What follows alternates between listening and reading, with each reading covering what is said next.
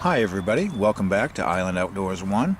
Today I'm going to show you a CAMILLUS U.S.A. large STOCKMAN.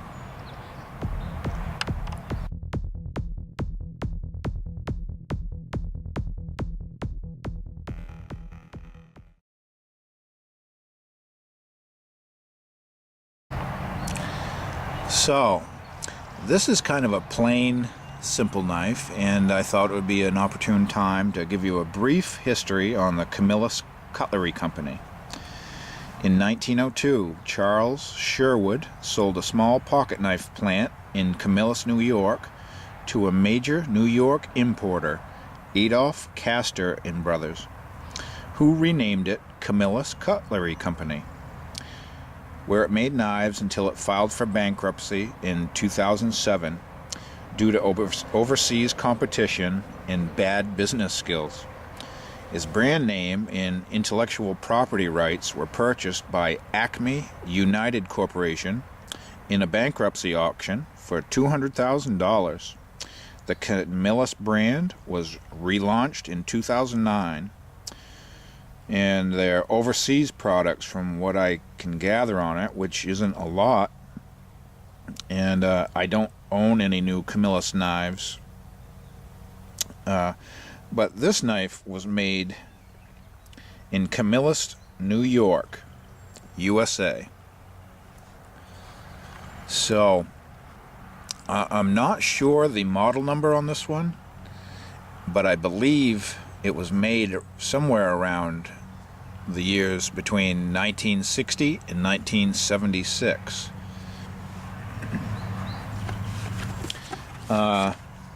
It has carbon steel blades. It has a clip point main blade, and as you can see, it has a long pull nail nick. It has a swedge on the front of the clip point, and I'll show you the blade tang. Camillus, New York, USA.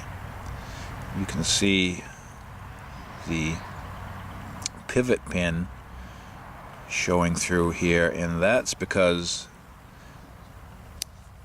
when I got this off an auction site, and it had a lot of blade wobble.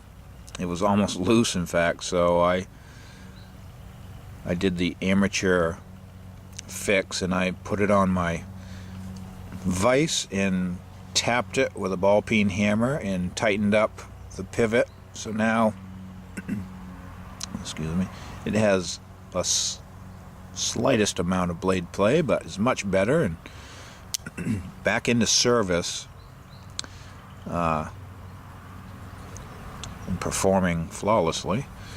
It has a secondary spay blade, also carbon steel. You can see all these blades have patina on them, and I've cleaned this knife quite a bit. Scrubbed, oiled, and cleaned, and sharpened. And here's a sheep's foot blade. Very nice. A little bit of rounding, and you'll find that as these get used, I think the tip of these sheep's foot blades are get rounded off from use, because that's usually the first part that gets dull on these, and when people sharpen them, they don't try to keep the straightness on the bottom of the blade. They usually end up getting a little curve to them, which that does, but still works great.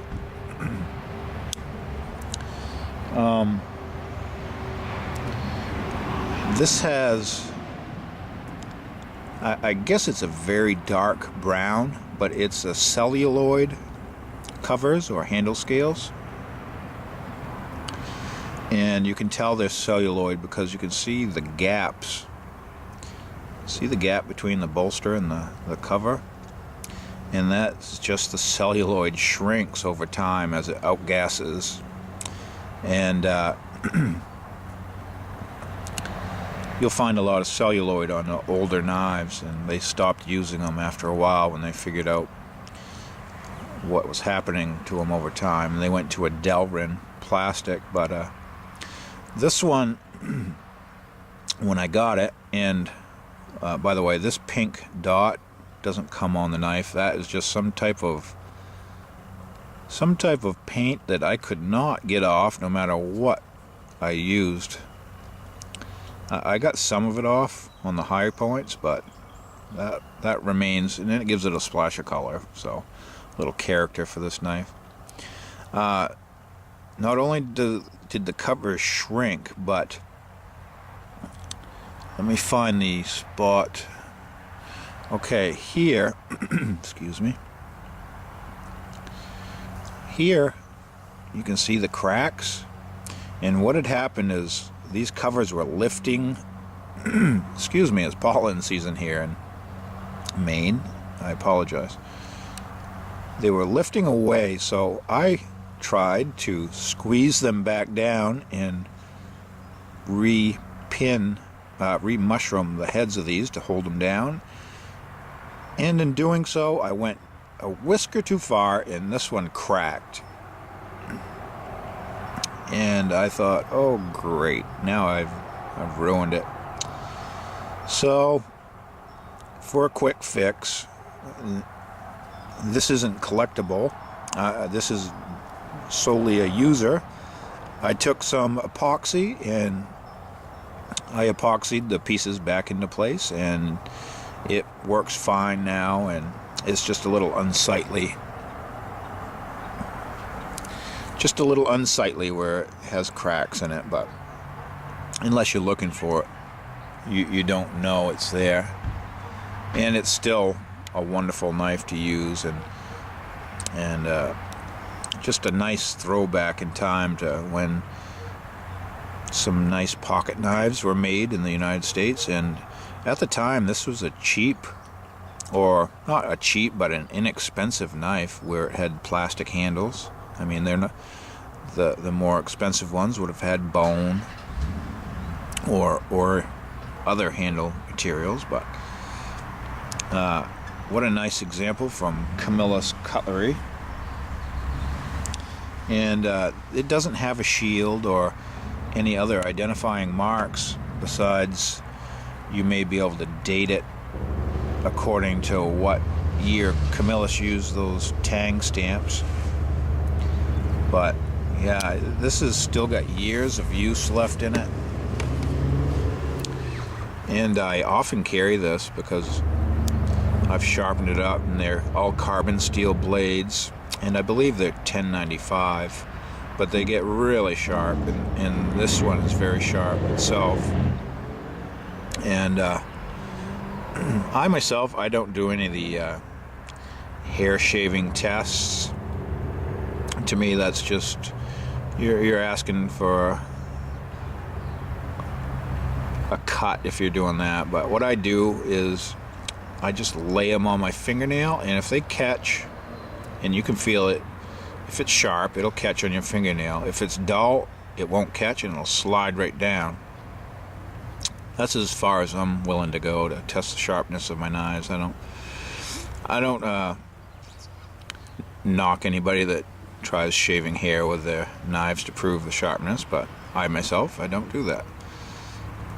But a nice old Stockman knife, and it doesn't have much of a serpentine shape to it, but it does have some, and you usually can see that more when you have the spade blade out. You can see the gentle sweep of the knife.